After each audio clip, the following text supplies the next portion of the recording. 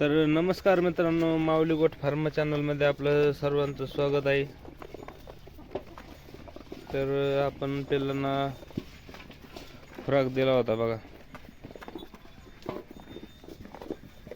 पाहू शकता. आपण पेंड आणि गहू दिले होते, थोडी ज्वारी टाकली होती. तर मित्रांनो, ज्यांना हे पिल्ले खरेदी करायची असतील, आता आपल्या फार्मावर तयार झालेले पिल्ले आहेत, काय आपण कुठून बाजारामधून कुठून पिल्ले काय आणलेले नाहीत. हे पाहू शकता, तांदूळ टाकले होते कोंबड्याला. तर हे सर्व पिल्ले आपल्या फार्मवर आपल्या म्हणजे शेळ्याचेच आहेत.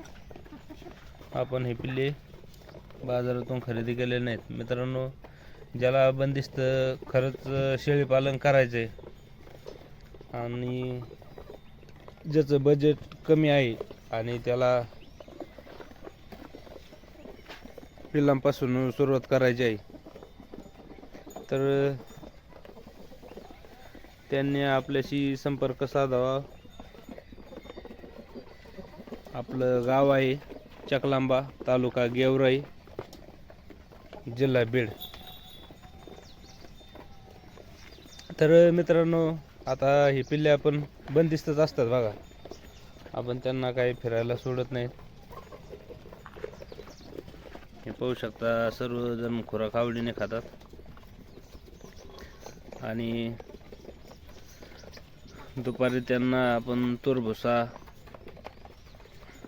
तुती असे मित्रांनो बरेच तुमच्याकडे चारे असतील, गवत ते, आणि विशेष म्हणजे रानातले सुद्धा आपले झाडं आपल्याला माहीत नसतात बघा. तर मित्रांनो, उंबराचं झाड असेल म्हणजे त्याचा सुद्धा पाला आणला तर चालतंय, बोरीचा, बाबळीचा. तर मित्रांनो, सर्व पिल्ले आपले एकदम तंदुरुस्त आहेत. तर पिल्लांची चकाकी पाहू शकता.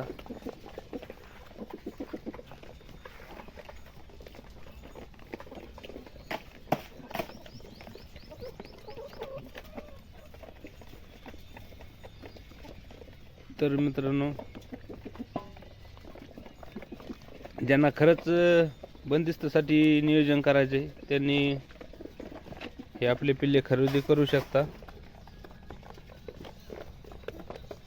सर्वजण आता खुराक खातात बा.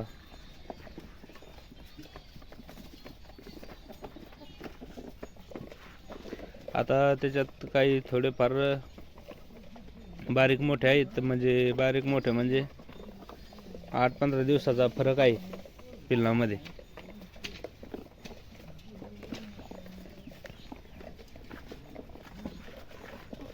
तर मित्रांनो, एकदम शिस्तीमध्ये चारा खातात आणि बंदिस्तसाठी या पिल्लांना काही अडचण येणार नाही.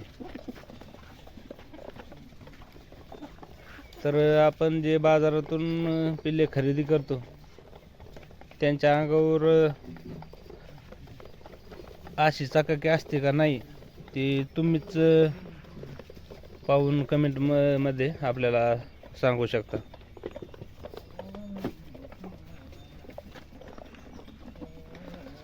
तर पाहू शकता मित्रांनो, 7-8 पिल्ले एका सुद्धा घमेल्यामध्ये खातात बघा.